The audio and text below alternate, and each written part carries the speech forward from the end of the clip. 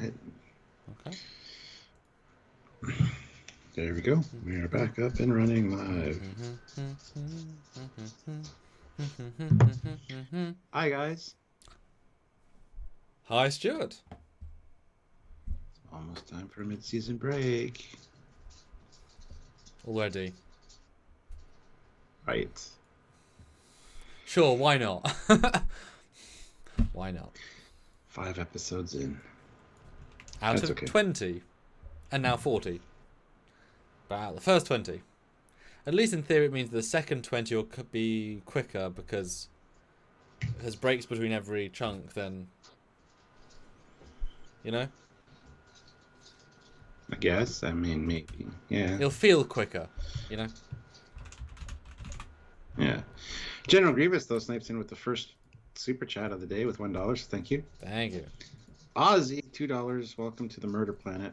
Oh. Watch that first. And then Sergeant Montgomery, $2. Photonic Scrubbers. You got the emergency training hologram. Janeway can't leave the ship. Well, they aren't holographic. That would be They're why. like exocomps. Photonic meaning phasers. Not photonic meaning hologram. Yes. Yes. Oh, question answered. But we'll get there when we get there. Just loading the... God, how many pictures are you doing for the Discovery one? Because are you going to overload my Premiere or are you going to try and keep it moderate? It's moderate-ish. Okay. Good. How many were there for this one? Oh, goodness. 1,101. Okay, let me guess. You did 3,800. Nowhere close. How many did you do? Just about 2,000. Okay, that's good. That's good, yeah. Yeah. Good man. Yes, sir. Well, guys, hit that like button. You know the thing. And then tomorrow we're going to be talking about Discovery, episode 1 of season 4. We've already talked about both to ourselves because we have to, because we have so much content to do. But yes, you can watch our full 2-hour breakdown. Although, let's be fair, we'll start an hour early and it'll go 3 hours, and that's just how it had. We accept our fate, as we do for season finales and the finishings. But of course, go and do watch our edited review of this episode. We actually tend to say different things in the edited and full review, so it's worth going to check out that one as well. Please do. Yes. Do you want to start with the poll, Stuart? Start the random fun poll? Sure. Well, I just let my Premiere think out its billions of files. Do you want me to make the poll is what you're asking? Yeah, have a throw something fun out there. Prodigy related. Because yes, we're already at the end of our first run of Prodigy, of the brand new show, the one that was, in theory, our most exciting, because we don't know where and how and who it could have gone. And it's gone quite well. You know, we hope to see more soon. Won't be for a while. And yes, Wouter. Yep. I think we've had like 2,900 before. Often it's when, like in Lower Decks, if you've got like a lot of quick cut stuff, he tries to find each frame, and then sometimes doesn't find each frame and has to do more, and then doesn't delete them often, so you end up getting like... Yeah. But it's a process, and you just got to go through the process, so... which is hilarious. When we first did it, for the very first Discovery review, I did like 60. And that was enough. That was plenty. Like one represent each scene. And then Stuart took over like a year and a half ago, and it's like 1,500. I think I was getting up to like 400 when I was doing them for the end batch, but never quite got to. That. Wow. I'm a stickler. Hey, and they delete them all, don't you? Because you don't have them later, or do you keep them now? No, I delete them after a while. I keep them on for a while, but makes me laugh. All right, there's a poll up. Fantastic. And since you're back, I'll start sharing. Yes? A score of 10 out of 10. Oof. SVS Guru 2005 euros. Thank you. If you activated the shields with the vines still attached, would it cut the vines off, or would they be able to stick through the shield? That's a very good question. I would assume they'd probably cut the vines off. Would be my guess. But it depends on what the vines are made of, I guess. That's how it works in 8 out of 10 sci-fis. So you'd assume this one too, but if they're made of some special material that could keep hold, then. But if it's just sort of mostly organic without too much special sauce, then. Yeah, well, I will start sharing and get back to you in a minute. All right. I'll talk to them about super chats and hitting that like button. Hit that like button, guys. It's really important. Super chats are also important. Let us know your thoughts on this episode of Prodigy. We're not going to talk about Discovery too much. Needless to say, I think both Samuel and myself liked it. So that's just... There you go.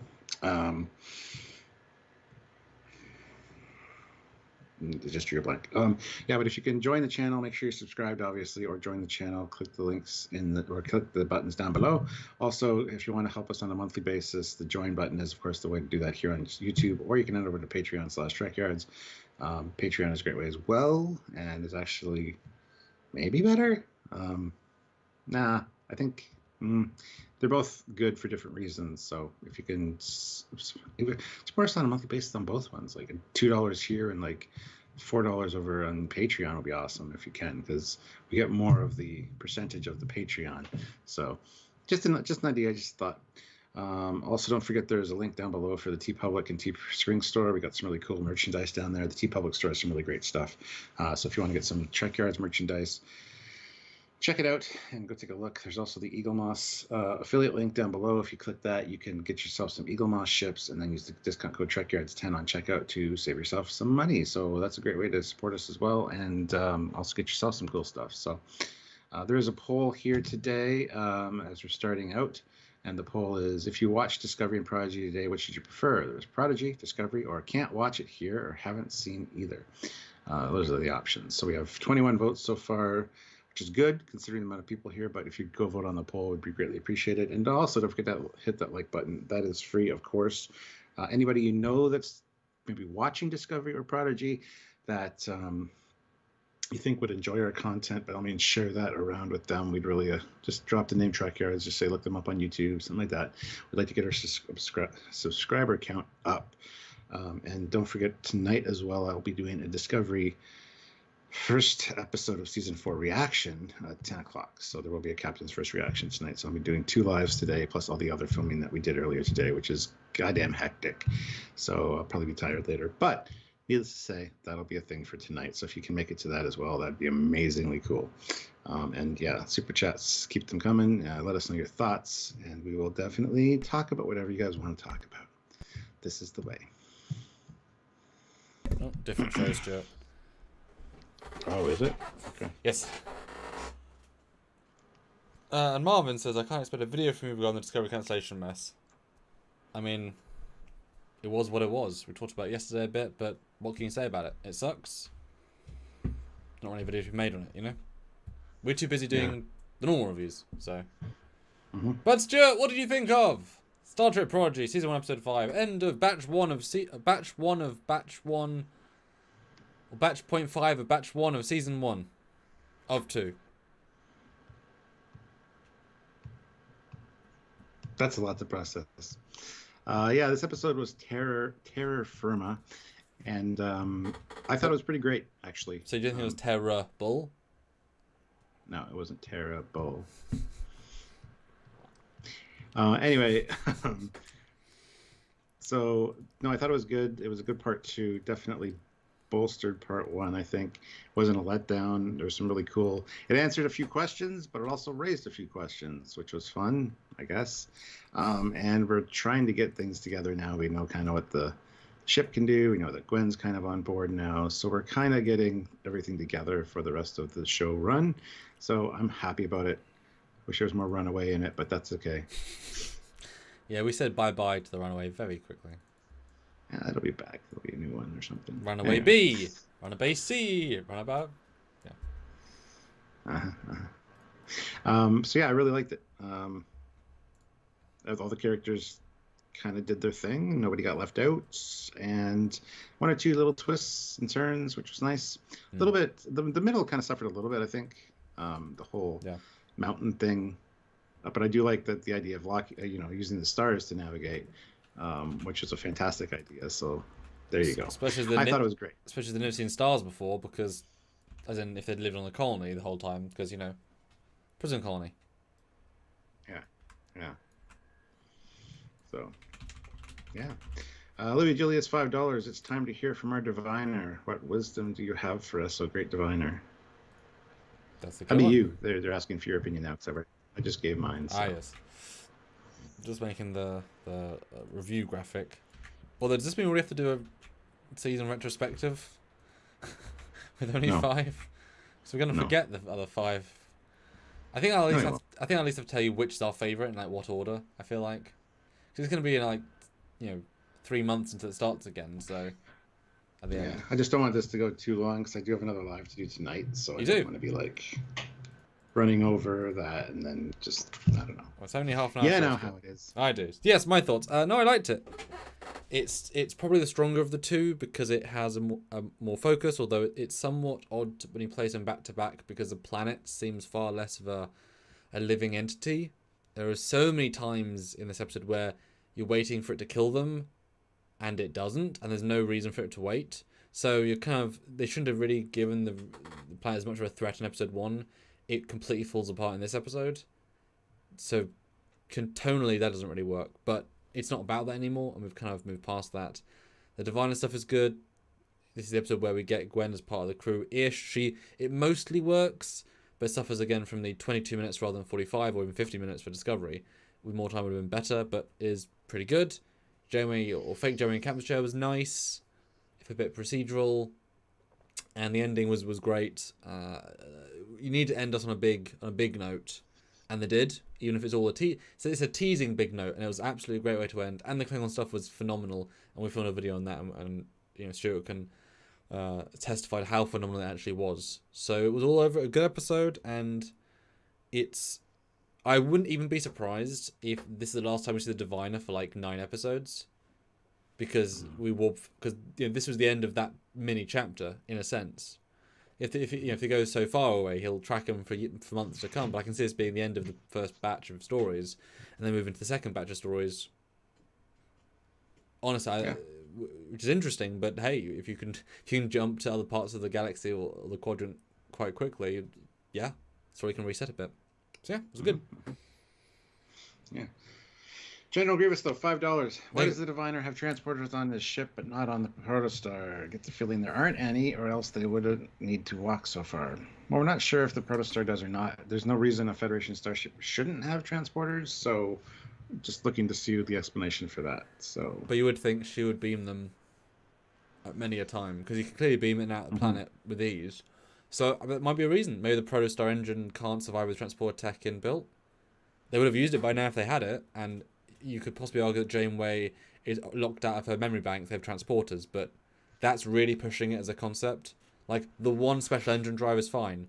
Basic transporters is too far. So it's at this point you've got to assume they don't have them, and maybe they just don't have room. They have to prioritize. Maybe that's why I have a big shuttle bay. They said, okay, we can't fit a, do you want shuttle bay, or do you want a replicating shuttle bay or transporters? They picked one or the other. So a bit weird, but Liz Jericho, member for 19 months, the Riker Commander. That's amazing. Says, did proto-warp remind you of ludicrous speed? Is the answer. Oh. And I'm back. Did you hear any of that? Proto warp. Did proto warp remind you of ludicrous speed? I said no, not at all, actually. No, it reminded me of the Galaxy Quest boost. Yeah. Or in Star Trek Bridge Commander, where you jump to fast speed, really in system. Yeah. Aussie. SBS Guru really? 2000. I didn't catch that. Aussie, which part of the episode was that? I don't remember that, Ozzy. And I've watched it twice. Yeah, we just with watched it now. subtitles, so Yeah. yeah. SVS Guru 2000 puts in 20 euros. Disappointed that the new drive isn't fueled by Medusans, and a protostar is one that is still gathering mass from its surroundings with limited fusion. Weird that it would be used as an engine, waiting for the technobabble. Yes. Yes, absolutely. Well, in fairness, it's very likely it's the power source, not the engine, because in a very similar vein as the Romulans Quantum use singularity. exactly. So it isn't a drive; it's an engine. It's a power source, it's just a very unique power source, and yeah.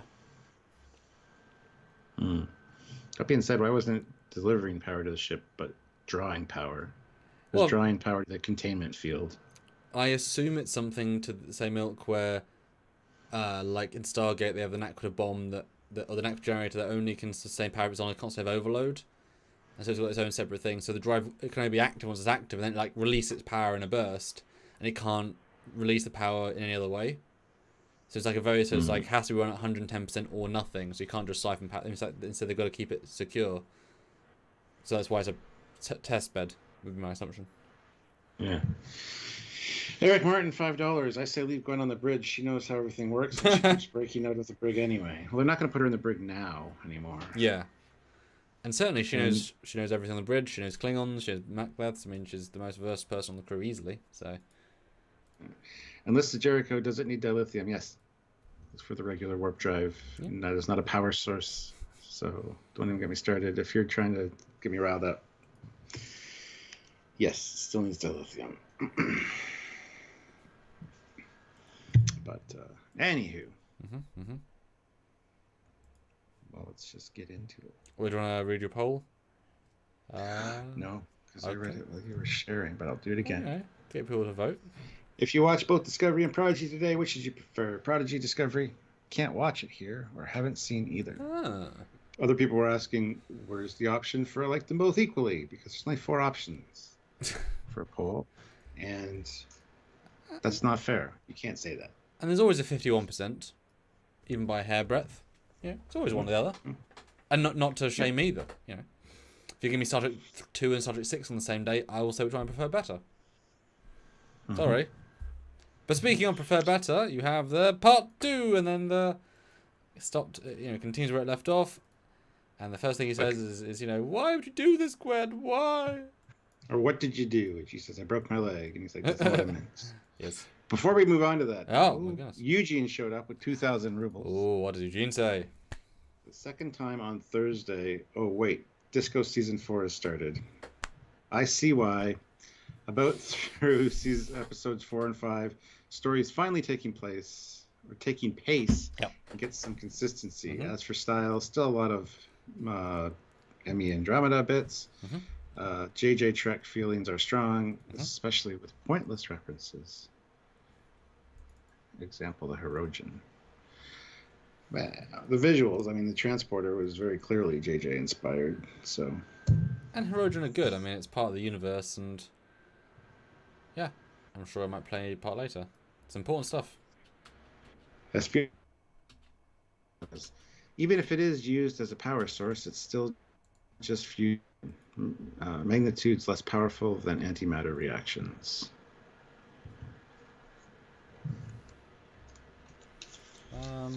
Well, you say that, but Dyson Sphere is powered by a sun, and a Romulan bird of prey is powered by one sun rather than a big warp engine. So clearly, some people think it's powerful enough, like stars.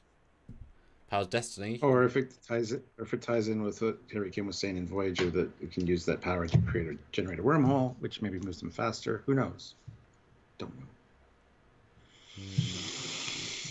I came for the Discovery rant. Well, this is the Prodigy stream. That's tomorrow.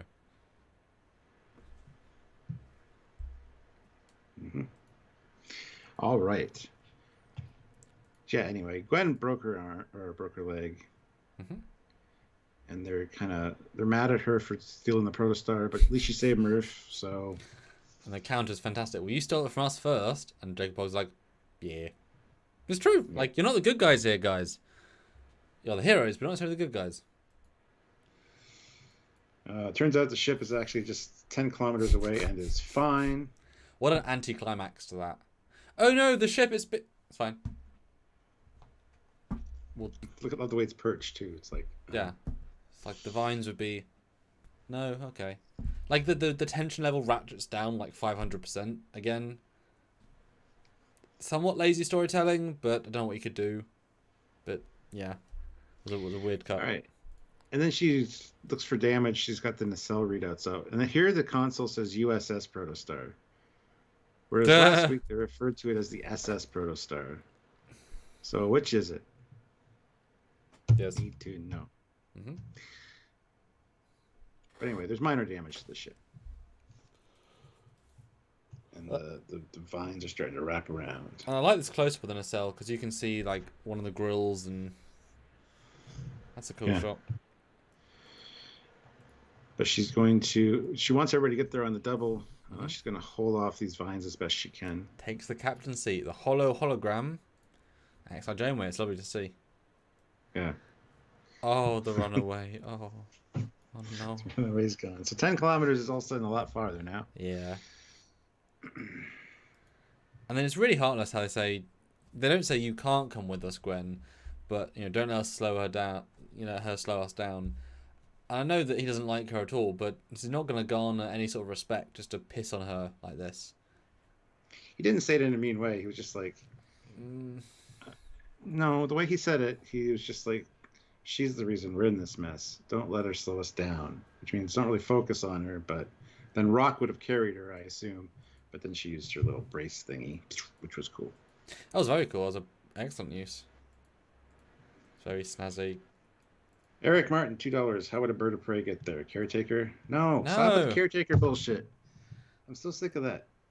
Yeah, they're like... We will talk about that in another video. They're like... Or when we get there. 35 years away from caretaker space at this point. So no. From the Alpha Quadrant. Easy. Not that far. Yeah. And I love Jacob Pogg's thing here about being... They're all so cold. Well, I have a spacesuit, so I'm warm and toasty. Yeah. Who was stupid? Yeah, I wasn't. And Zero's flashlight, which comes into play later, is fantastic. It's one of the best bits for sure.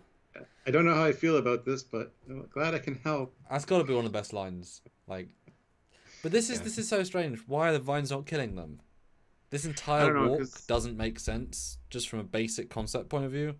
Because this is where we find out it's not a planet, but a sentient life form. So it's not a planet, I guess, but... There's no reason to stop this chase. They say it stopped deceiving us and now it's just trying to take us by force, but it doesn't. For 9.5% of the episode, so it's just it loses a lot of steam very quickly with that.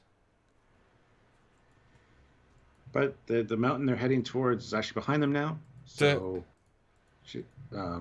Zero's like, oh, we'll just head this way. Well, it shows how Medusa isn't all knowing. Like, clearly not that advanced or that smart, because to this isn't rocket science. Although it's odd because you're scanning surely the protostar, which is currently active.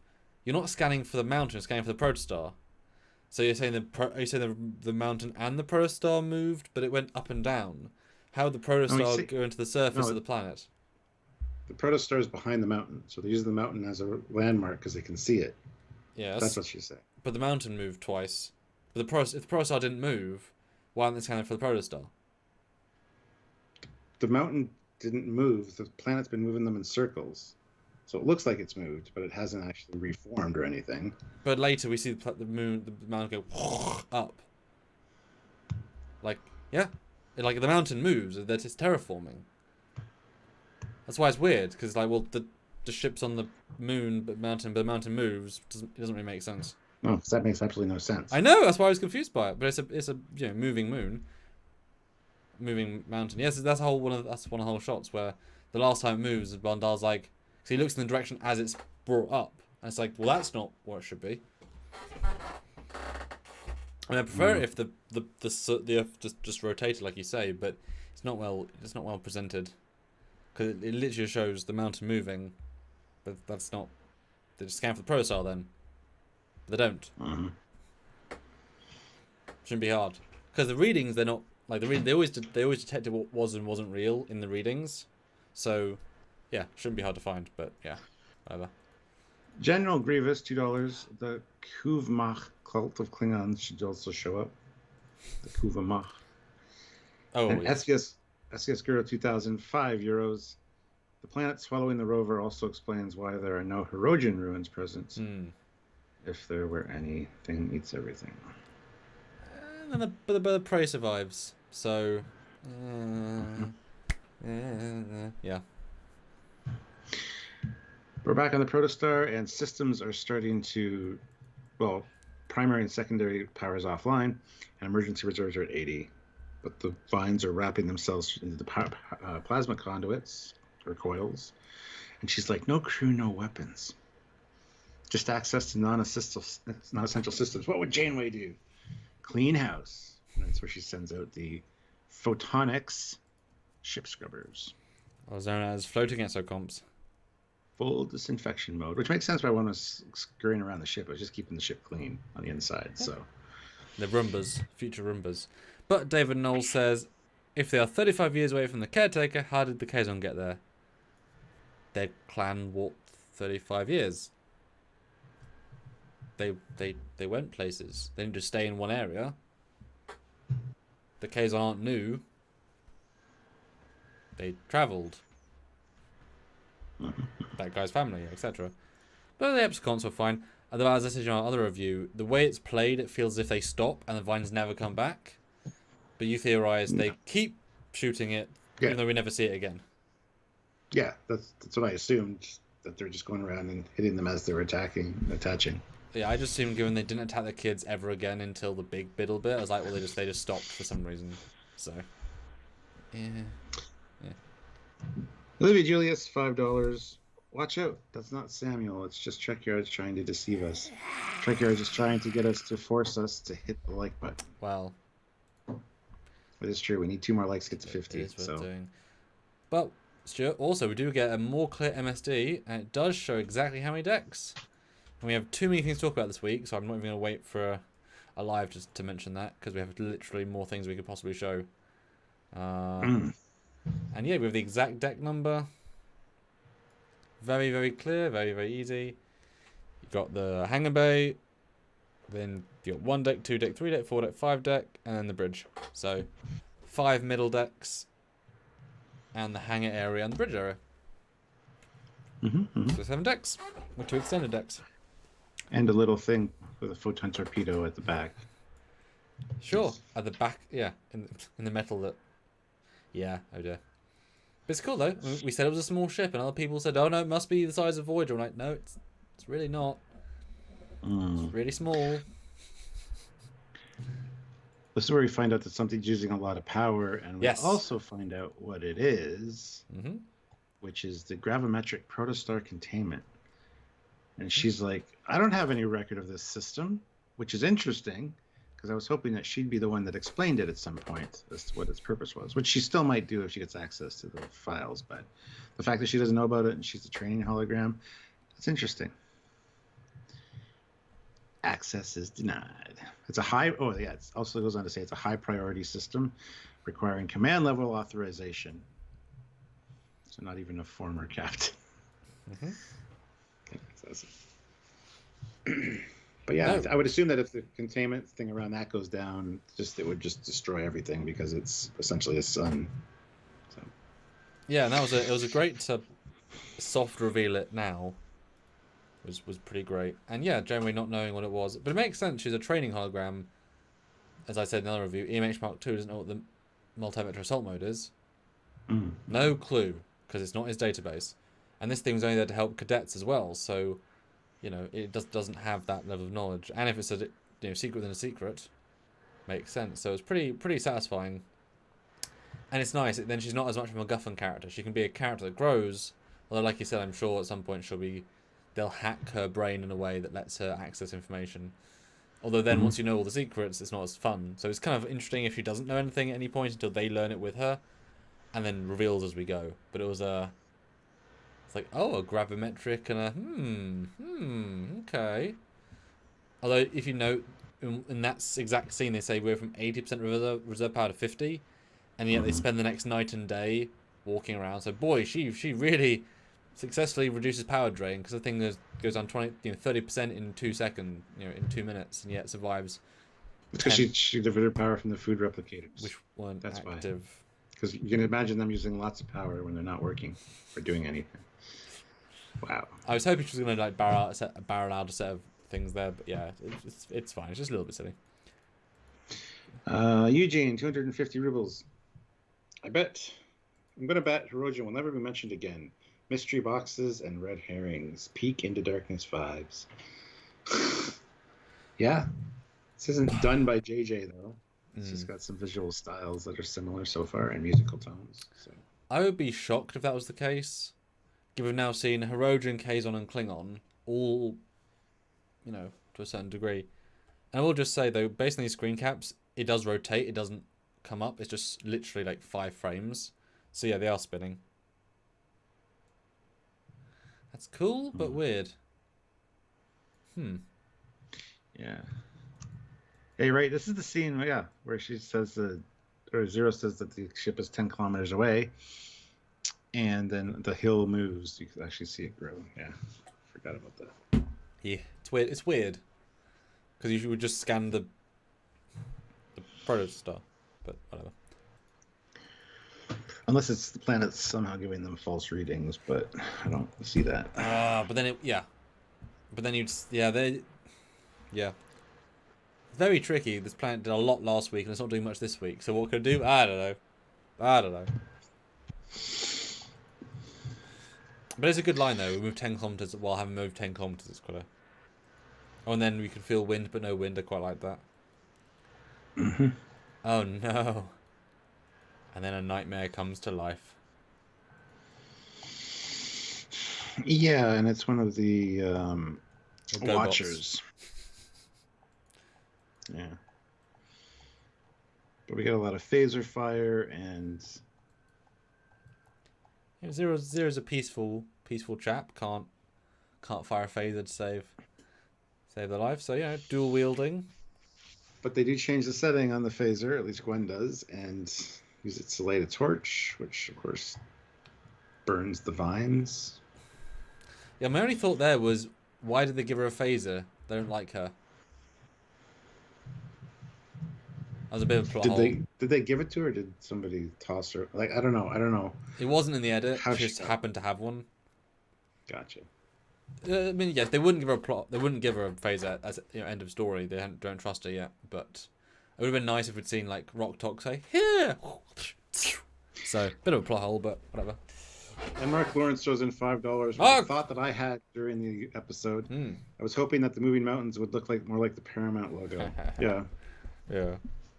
That's fun. Yeah. Paramountain. Anyway, it goes from good idea Gwen to bad idea Gwen because everything's on fire now. And of course there's a cliff. Which, smartly enough, they jump off of. And I'm like, what are you doing? That's just not brilliant. Jumping into a fog, essentially. And she's already got a broken leg. So... Yeah. Although briefly, the fire effects look great, except in motion. They had a bit of a weird motion blur effect. But yeah, the cliff thing was definitely, we need to move to the next scene, sort of scene transition.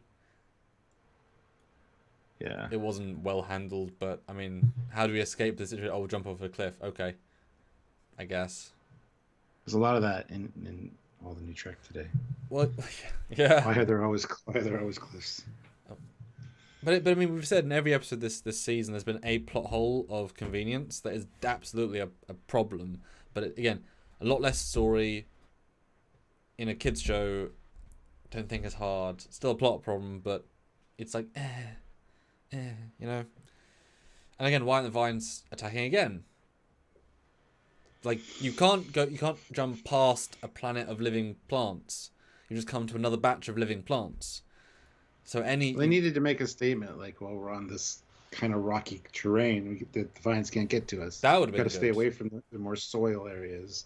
That'd make a lot more sense. But that's kind of like Tremors, the movie Tremors. You got to stay on the rock. That was certainly not in the context of the scene, but I love that idea. Oh, because they are on rock, but that was never made clear to me. I am me C throws in $10. Ooh, thank you. Very happy to have multiple Star Treks on, or Star Treks a week. Well, just this week. Like this episode, it is interesting to see non-Starfleet people forced to deal with Star Trek-like problems. Yeah. Yeah. Yeah. As we like the characters more and more, we engage with them more and more. So I said to you at the start, I don't like them yet, so I can't engage. But, you know, they're well written, so it helps. Yes, sir. Acid rain, I thought, was quite a nice touch. And it's part of the planet's digestive process. Yeah. And I like the fact that, yeah, if this is now a rock area, it can't attack them for, although there are still vines, but whatever. Then saying, okay, well, I can't do that. Let me make myself, you know, puke on them, eat them that way. So it's, yeah, reasonably good thing. Although I think watched it the second time, the transition from, oh no, acid rain, Klingons, was so abrupt. First time I was like, ah. Second time it was really, really, really abrupt. But yeah, beautiful bird of prey, wonderfully scaled, tiny, as a Burrell should be, and we hard cut to the inside. And it's like, okay, I guess we're suddenly bird of preying, guys. Like not JJ, not Discovery, not oh, real bird of prey. Holy hell, first time in a long time. And boy, do they find a cooking. They found a lot of stuff really, because they make themselves a home pretty quickly here. Klingon rations, which are just looks like gah. It's just gah, just dried gah. It's great. Yeah. Not as good as the live gah. No, could never be. It was great though. It was a really really well done. And here they're all sharing the illusions that the planet showed them to keep them there. And they ask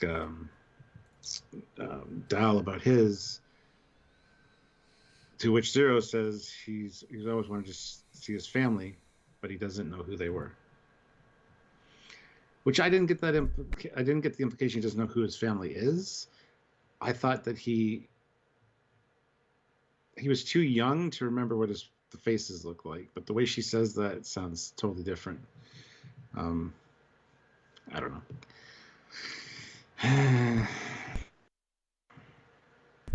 Yeah, I was just surprised that they all express, and then he clearly doesn't want to say what he saw, and then Zero just says it, not caring about his feelings. I thought it was a bit unnecessary and abrupt and blunt, and didn't respond. Like I didn't want false drama from that, but you would think he'd say, "Hey, I don't want to say that," because he didn't, But whatever, I guess.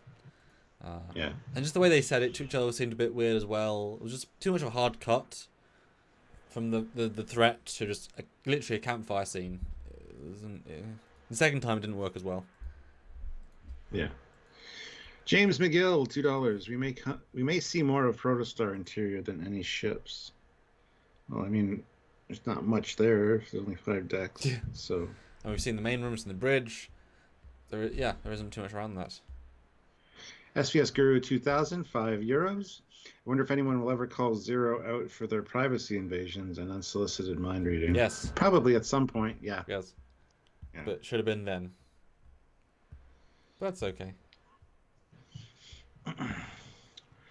Another shot of the bird of prey, and then playing around with a mechleth, which she knows what it is. Gwen knows what it is. And the Klingons and the warrior race, and even more solidifying that they came from the Alpha Quadrant and having an Alpha Quadrant database.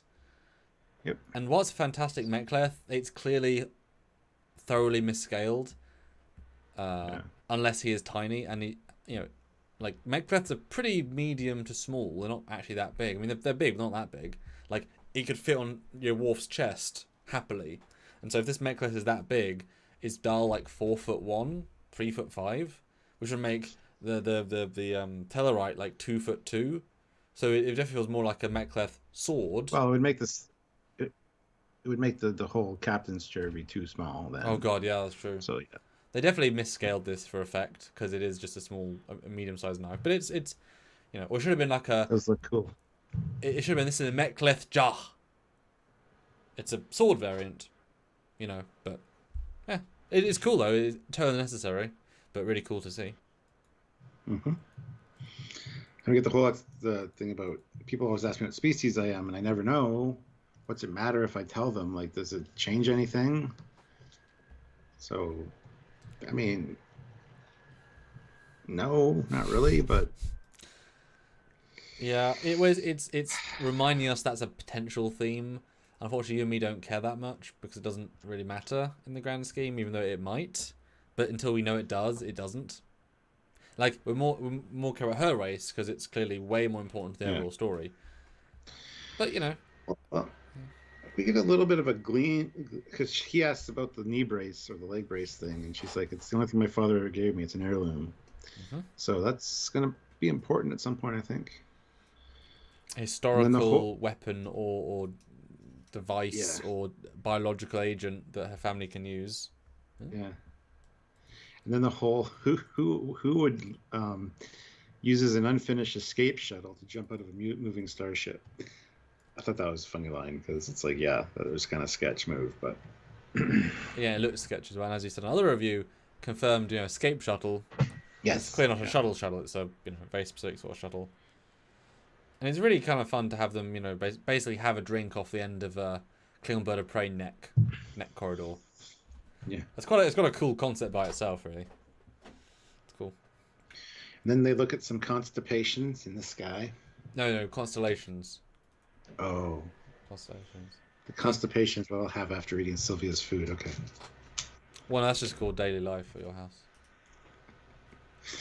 Oh, I did but I did think this is a better setup though to something else. The way they say, "Oh, one light just went away," and then they realize. I assumed it was going to be there's a light, it disappeared because it cloaked, and then or it's going to warp into orbit. Like I assumed the thing that the star went out, or that star's getting bigger, and then cut to space and. So I was kind of like, oh, they're going to see it. Oh, okay, it's just navigation. So I was like, it's a setup, but it wasn't. But it was, but not for my thing.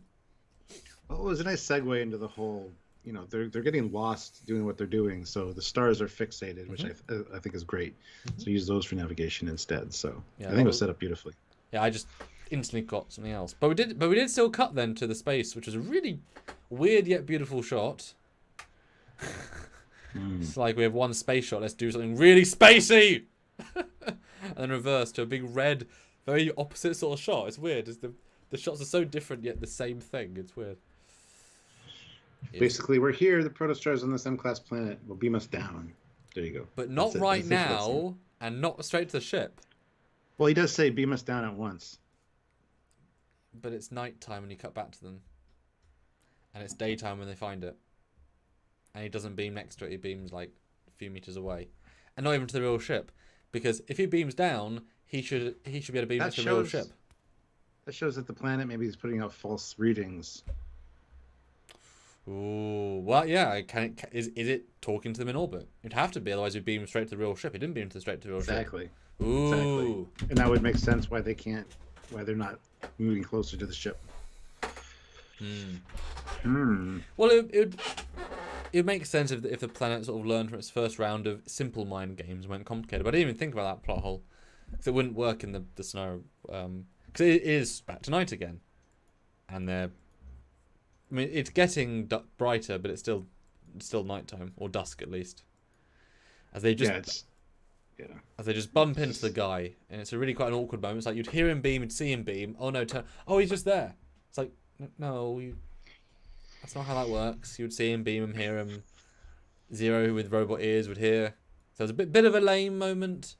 It would have been better if it was a trick, and then the real one like kills the trick. That would have been a better moment, actually. You know what I mean? Mm-hmm. So it didn't quite work, and probably didn't work really at all. But Well, I love how they're like, you're not going to trick us again. And fires and shoots the mechleth out of his hand. He's like, oh, that's real. which is why it's a mechleth, which is great. Yeah. And says, you led us right to them. Good job, progeny. So Loves to say progeny, doesn't he? yeah. The Ronin throws in $2, voting voting Prodigy over Disco, but enjoyed both. Yeah. In fact, we can end that poll. It's been going for a while now. So, if you watch both Discovery and Prodigy today, which do you prefer? 88 votes, although quickly throw in a vote. Maybe we can get to 90. Currently 53% Prodigy, 22% Discovery, 8 can't watch here, and 17 haven't seen either. What do you think about the results there? Not surprised, honestly. I'm actually kind of surprised. I didn't think it would be a runaway success. A win for Prodigy. I kind of did when I put it up. I thought maybe. Yeah. Ben, did you get 90 votes as well? So I will work out next poll while you talk about the scene. Yes, dear. So basically, he's going to kill all the fugitives, and she's like, "Don't hurt them. We can just leave them here to die on a planet that's going to murder them. So that's much better." He's like, basically says, "Step aside." She says, "You're going to have to shoot me first." So then he shoots off her leg brace thing and targets Dal, but gets attacked by vines before he can actually fire. So, yeah, how convenient.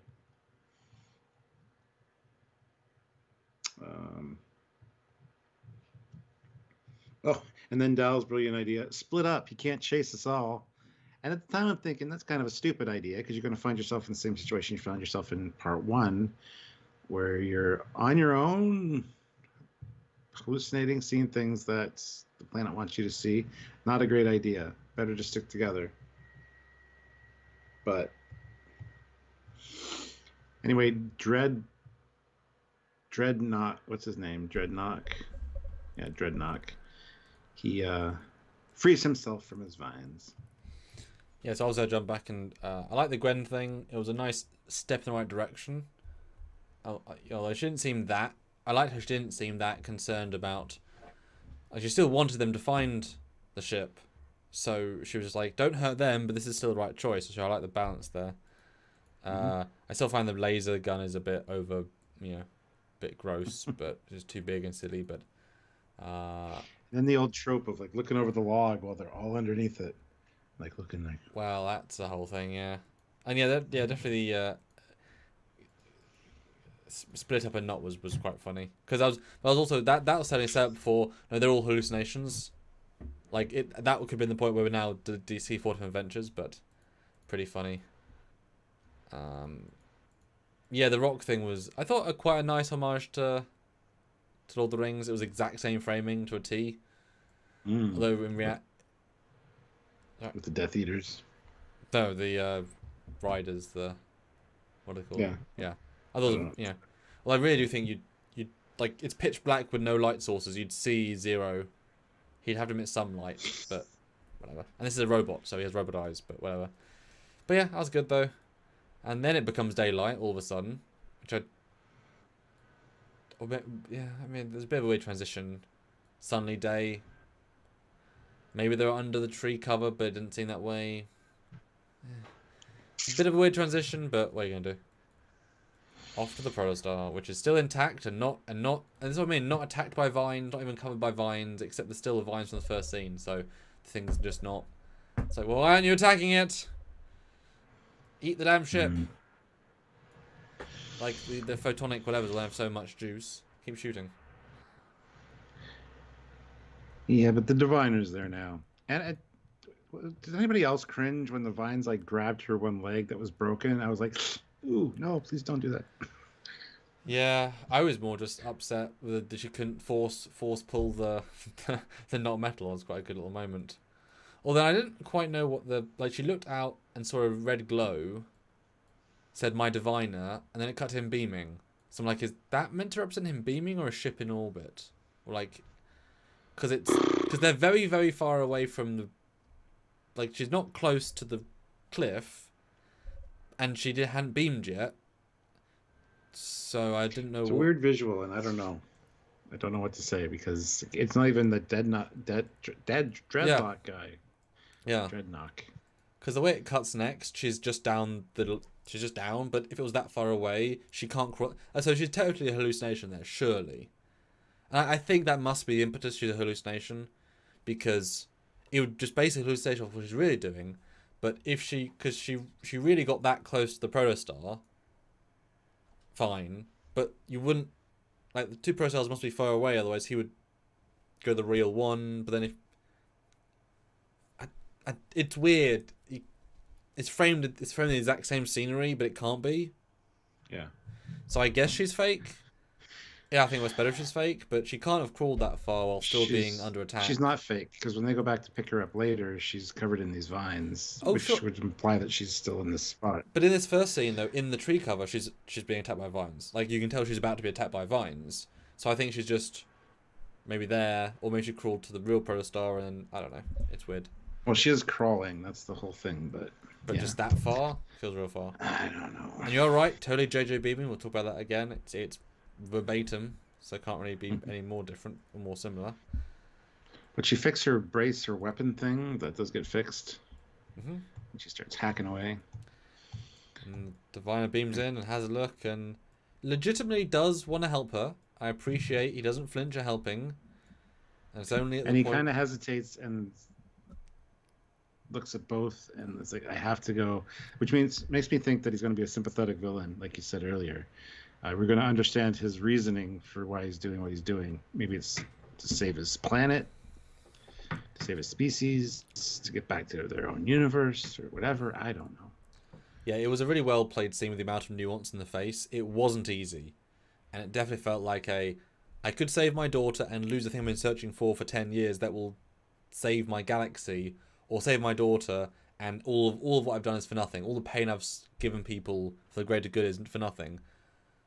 I'll the ship, you know, because I mean she could have been dead by the time he walked over there, you know. So I don't not agree with his decision if the decision's really specific, you know. Like it's sad, but it feels like there's a real reason there. It isn't just vengeance, isn't just I want a ship. There's something very specific. Well, I do think the fact there are now more vines on the ship is a hint, because there's not this many the previous shot, and it's not been attacked the rest of the thing. So I think it's definitely a hint to it's not really the ship, but I guess 2 cliffs. I don't know. Yeah, I don't know, man. But boy, she gets screwed. Yeah, and then we get a little bit of a trick vine. Excuse me. Life forms detected nearby, so plural. So you think it's the Diviner and Gwen. Well, I mean, you see the Diviner, Stuart. He's right there. The ramp rose the exact same time, Stuart. Exactly, yeah.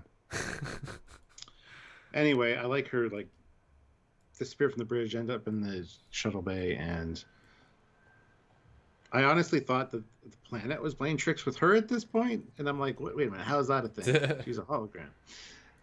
Or is she? Yes. Ah. Well, that was my poll, though. I said, did you fall for the twist of the fake protostar at the end? 60% yes, fell for it. Nah, saw it coming. 33% and 7% what started Prodigy. I will say, fell for it completely, because there was no hints to it at all. Like, it was, you know, but it makes so much sense. It just adds more plot holes of how do you know, how do you not beam to the right one first? So, but we know that the planet is psychological, not gaseous, because of the suit. So it does make sense. I actually really am fine with that, and it also explains why maybe the robot guy kept chasing the not them. Maybe it was creating fake thems to chase until he caught them, killed them. Oh wait, that wasn't really them. That's why he was out of the scene all of a sudden, even though it would have been very important to use him. So I thought it was a really great twist. It was very successful, I thought. Eric Martin, $5. Eric. Sorry, don't watch enough videos. Didn't know where they were in the Delta Quadrant. I'll stick to my spreadsheets. LOL. No worries, man.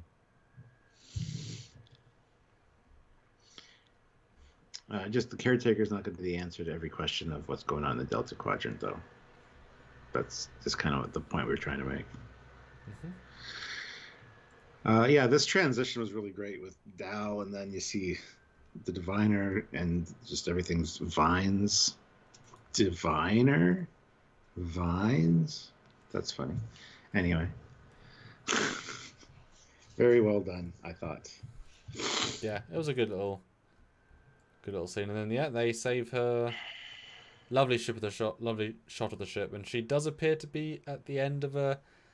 But she clearly just crawled to find the real protostar, so it's unclear, but implied one way. Kind of surprised she's not being killed. No, she's not. But she's in a grove though. She's right next to trees. Like it could be either way. No, it really could be either way, because there are trees literally next to them. Yeah, it's really vague as to because why did the Diviner go to the wrong protostar? Like, there's lots of what the hell's happening here. But I love the fact they both handhold the thing, because normally you have like the you tend to see in films where there's a big gravity moment and they have to hold hands. It's like, well, how are you physically holding this? But I love the fact that the metamorphosis goo like wraps around his arm, so he's not even holding it. It's just like attached to his arm at that point. So it's just I thought was a very satisfying little. Yep, got her. Yeah, definitely pulls her out of a tree line, and that's why the ship couldn't go down lower. Yeah, it must have been a hallucination. Her. Yeah, it must have been. Yeah. That's what I'm gonna go with now. That was a great little rescue. I like that little thing, like acting as a handle. Yeah, and it was nice because yeah, you saved us. We saved you, and we'll put you in the brig, but it's fine. You deserve to be saved. Yeah, because then it flies right over the other protostar, and it's not exactly close. Yeah, that. Yeah, look. I mean, definitely that was past the tree line. Okay, that was a fake her. I was literally right at the edge of the trees, and it's not. It's past the trees. So there we go. Now we know. Mm. And he's not doing so well. He's dead, I guess, Stuart. Right? Diviner, dead in trees. Yes? No? Sure. Or does a force jump out? Which he does. I expected him to be stuck there and just get covered in vines. That's the last we're going to see of him until he's back all of a sudden later. Right. But that jump out was not expected. There was definitely a comical moment, and even more comical when he jumps and Deadlock guy's right there, like clearly just watching him die. Like, little help? No? Yeah, it would have been better if there was like a blast of red from his gun that like took out the vines, and then he got yeah. I was kind of expecting him to be like either double sworded because of the goo, or like his suit has like an energy burst of fire. It's really quite a lame way he escapes, and the fact that the robot just watches is lame too. But whatever, not so great. General Grievous, $2. 4 payments of $19.95 to buy my Diviner weed killer. The Diviner, that's really good. SVS Guru, 2,005 euros. Gwen and the Diviner look like they suffer from chronic insomnia. Yeah, bags under their eyes. Yeah.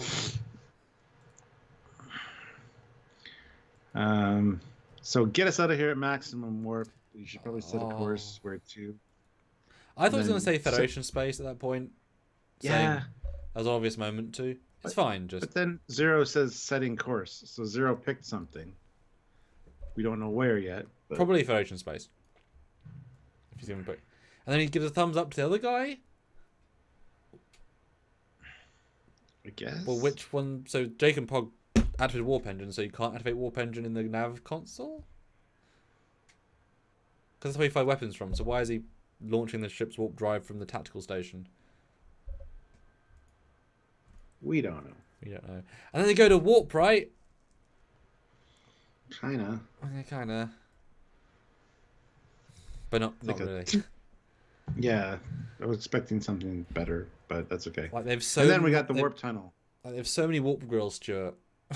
Would have killed them to the warp grills. Like, at least there's a little fuzz at the end, but it's really like they could have made it perfect and they chose not to. And then, yeah, they transwarp tunnel in warp, and it's really a letdown. Really a big letdown. But the bigger letdown's yet to come, Stuart. Oh God, what happens? Well, we get Into Darkness happens. And you can see the Enterprise and the Vengeance. I mean, it's literally the same thing. It's shockingly similar. Yeah.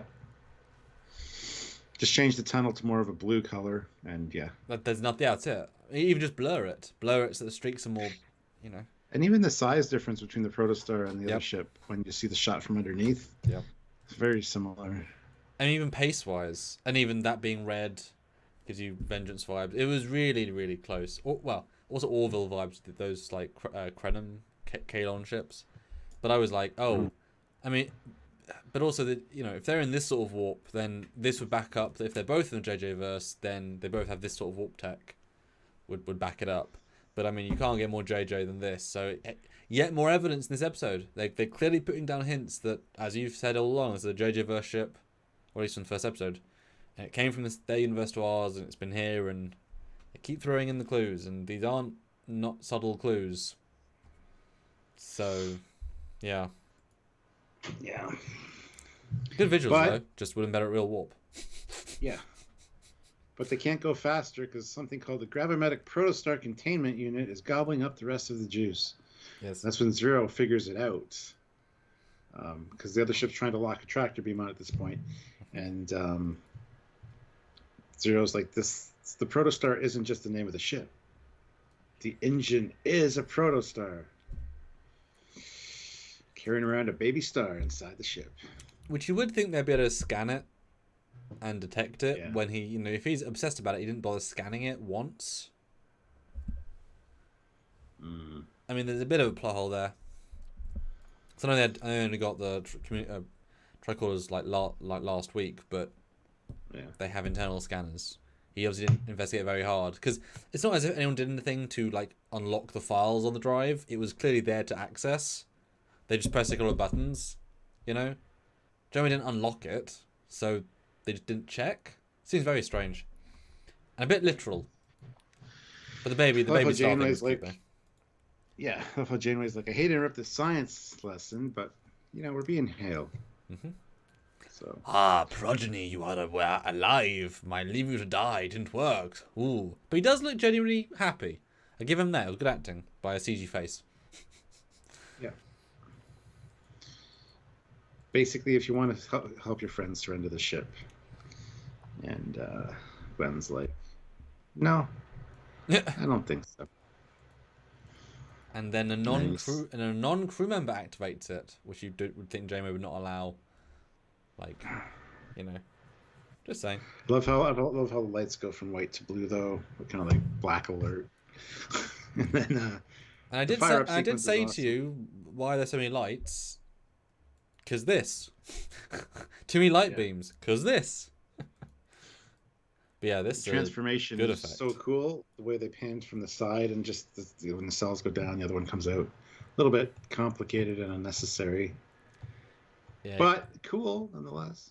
Yeah, it really could have. The down bit was perfect, but the fact that the thing splits into 4 was super unnecessary. It could have been just like click open. And you're very, very. I mean, it looks like. I'm hoping it's like literally version 1.0 or even 0.6. Oh yeah, because it's NX. Like. This is the raw tech without any sort of refinement. Although I guess you can see the nacelle, pulley system, the connective, which I guess is a big part of the mechanism. But yeah, proto drive, quite dramatic to say the least. And then we get an epic. Buggers off. Yeah, it glows, and then we get my favourite sound effect of the episode. We get the Star Trek TMP refit going to warp sound effect, verbatim. Really reasonably strong in the mix, including the streak, which is lovely. Didn't need to, and I hope that's every sound effect's going to be. And doubly interesting, and we'll talk about this in a later video, it's still a warp unit because they continue at warp. It's not as if they did something and didn't just disappear, like a spore drive. It's a warp drive system, just plus. So it zoomed right through. It's a great little moment. And for some reason, the Diviner drops out of warp. Yeah, I don't know if... That made me wonder too if what they did with the protostar engine, because they're basically so close to each other, if it destabilized the warp tunnel. Yeah, I would assume because so. warp tunnels are a thing now. Yeah, I was kind of hoping that was why. I was actually expecting the ship to get badly damaged, like the energy being ejected, like cause some massive internal blowback, but it didn't. It was very anticlimactic that way, but it ended with a really sad sort of note. The Diviner's like, can you track them? They're no longer on our maps, which if they are that far away that long-range sensors can't even detect them, that's pretty impressive. So, well, especially as we know in Discovery that a ship can detect a cloaked Klingon ship from across the quadrant. So if the ships are anywhere near as good as the Discovery sensors 300 years ago, obviously joking because that was a stupid plot point, but yeah, at least many sectors away in 0 seconds. Well, a second or two. It was a good little ending. Powerful, dramatic, and end on such a quiet, slow, empty moment. And it's really satisfying somehow. A lack of information kind of worked better. I don't know. SVS Guru 2000 puts in €5. I think it's fine that Gwen activated the drive. She did reset Janeway and added herself to the crew roster. No, there you go. Forgot about that. And General Grievous, $2. Activate the coaxium boost. Yeah. 90 viewers, 80 likes, guys. Let's get to 100 likes. 20 more likes would be awesome. Yes. We went through that pretty quickly, actually. Well, you said you wanted to be long, so I wasn't. Yeah. Okay. And guys, $30 more would be phenomenal. As we're getting to our score part, 6.5s should be easy and doable. But I ended the poll. Don't forget about the last super chat slot.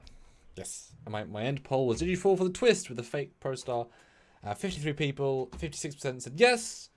32 said yeah, saw it coming. And 11% says what is Star Trek Prodigy. Yes, I'm glad most of us fell for it because it was pretty well handled.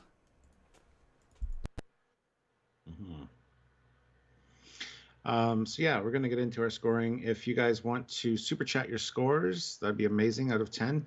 I will read those when we're done giving our review and score. And yeah, if anybody else just want to do it in the regular chat, Samuel will read those. But yes, keep in mind another $30 would be awesome. And the last super chat slot's available. Who did we have for the first super chat slot today again? General Grievous. General Grievous is still here too, so maybe he's going to scoop that last one as well. Don't know. But the Ronin throws in $2. $2 for Dal being much better this week. Yep, I agree. It's kind of been up and down as episode-wise as for his character, but yeah, much better. Even though he's like, just leave Gwen here. Yeah, very very situational. He's a reactionary character, you know. Stuart, do you want to read out my poll? Can I? Please do. It says, would you call the first 5 episodes of Prodigy or parody? Apparently so. Great success. Great success. Good. Or okay, meh. Or not good, didn't enjoy. I don't know what the show called Parody. Never heard of it.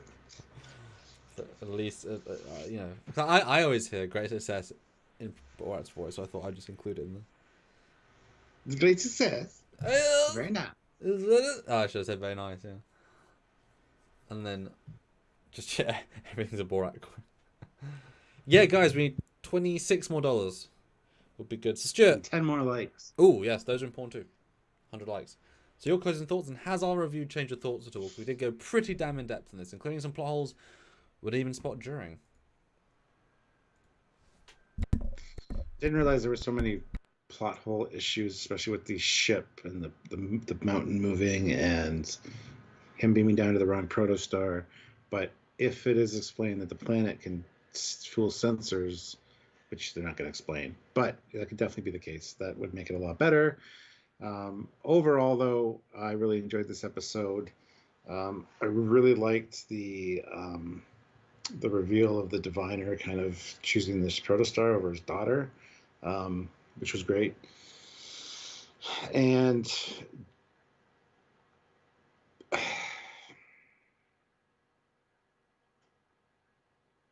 don't know.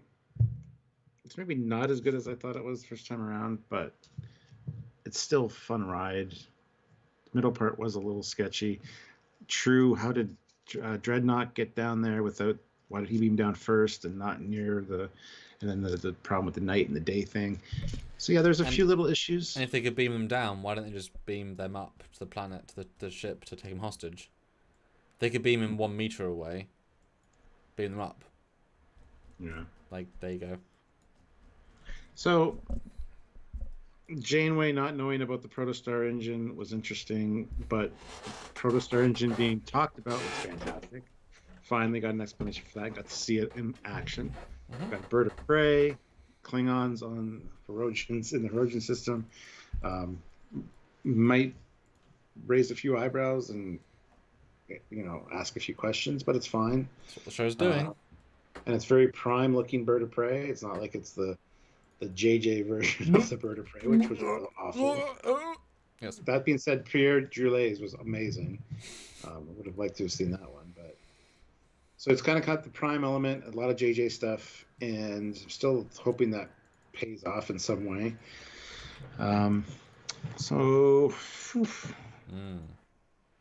I'm gonna have to give it a.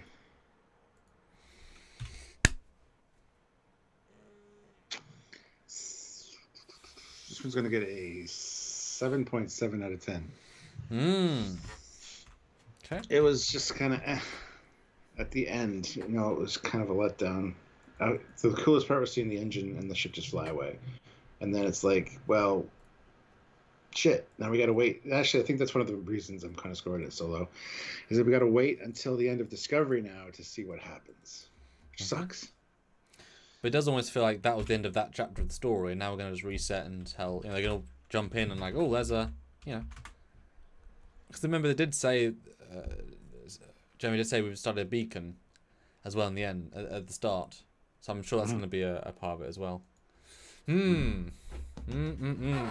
Yes. So do you want me to do your thoughts? Or do you want? Yeah, do your thoughts, and I'll read those. Well, I'll read Ryan. Hunting for plot holes in a cartoon show is really exhausting. It's just supposed to be fun in the Trek universe to get kids into it. Don't overthink it too much; it will just hurt your own enjoyment. So you're saying we can't review it then? Because if we just give it a pass for everything, then it can literally do anything, and there's no value. If you don't have to think about it, what value has it got in the Star Trek universe? Because it's in the Star Trek universe for a reason. And we're not hunting for them, we just happen to see them while reviewing it. There's a big difference if there are big problems. So, Ryan, don't watch our reviews then if you don't want to hear an actual review, because we'll talk about it, and they clearly put enough effort into justify us genuinely reviewing it. If it was much worse, it was much simpler, no canon, whatever. Like the short treks, right? The animated one, like it's not canon, it's stupid, like it isn't a real thing, but you're not going to have plot holes, you're going to point them out because it's funny, but it's not real. This is a real show with real canon, with real effort. So you can absolutely review it properly, and the fact they do so well is impressive. Yes, my thoughts. Yep, definitely a good episode. It was a satisfying half season finale. But most obviously because of the end. I thought the Diviner was better. He's not being presented as a 2D villain, which is really good. Gwen mostly works now, part of the crew. Mostly, but I think there'll still be some teething problems as she'll fight to be captain. Which I probably think she should get captain, because Dahl was way less in charge this week, so I think they're already transitioning to her be the captain, him be an ideas man, which I think would work a lot better. I kind of assumed that going into the show anyway. The other characters, as with all these episodes, get a little bit, but not a lot, but kind of just enough to be fun. There's a good amount of story. Janeway was good. The payoff was, the reveal was, the twist was fantastic. That's a little plot holes, but they were understandable plot holes, so it's okay. The ship was nice. And Bird of Prey was fantastic, although again, second watch through pretty darn abrupt, and it doesn't, that pacing's kind of broken in that part. I need like another little something or other, maybe them walking in and saying, oh, it's a Klingon ship or something else. But and obviously the fact that the like, it would have been, actually, what would have worked is if, so when they had fought that the creature, or I don't know before, but say they fought that the last time they fought the planet, the fake creature, if after that the Divine, he cut back to the planet, come back to the space, and the Divine's like, they're trying to kill our progeny, and he fires like a ray, like a radiation beam that kills the life in the nearby vicinity, so it like disables it, and so he's protecting them until they get back to the ship, and then it would explain why the planet's no longer a threat, because he's now in orbit doing something about it. That would have saved that, because otherwise it's like, well, they should have killed them at every single time in the episode. So it did, yeah. But they just shouldn't have had it be such a big threat in the first episode. It's like the well, have you seen James Bond yet, the new one? No.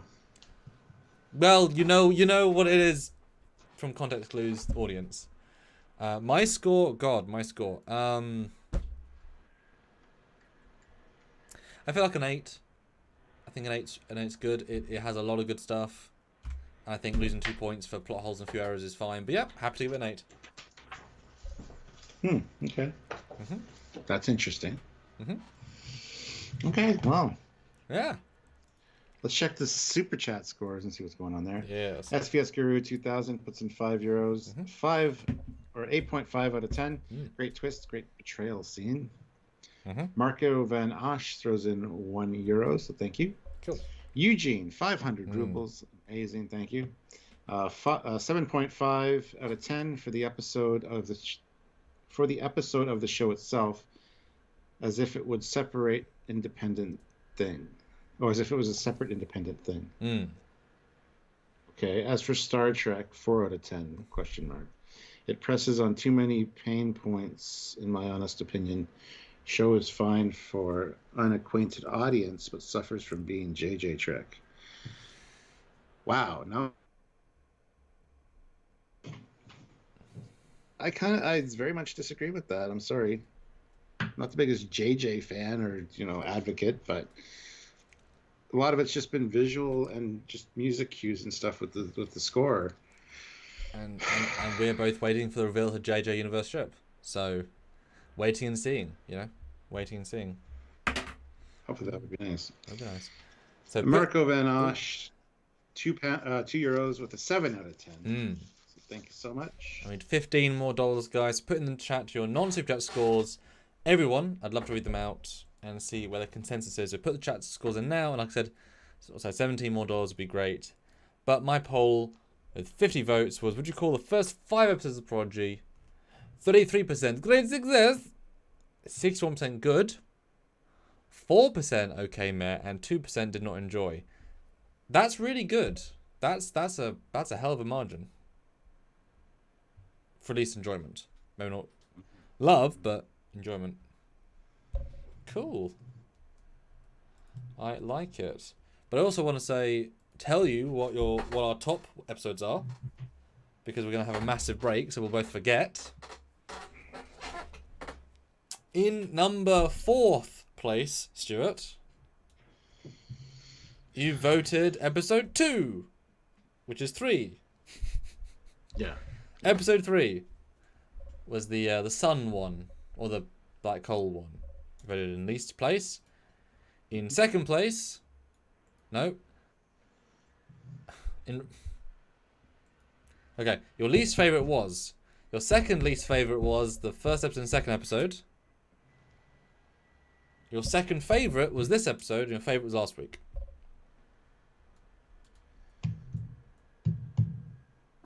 The scores, so you have context. Okay. You give a 7 out of 10 for episode 3. You give a 7.5 for episode 1 and 2. You give a 7.7 for today. You give an 8.7 for last week.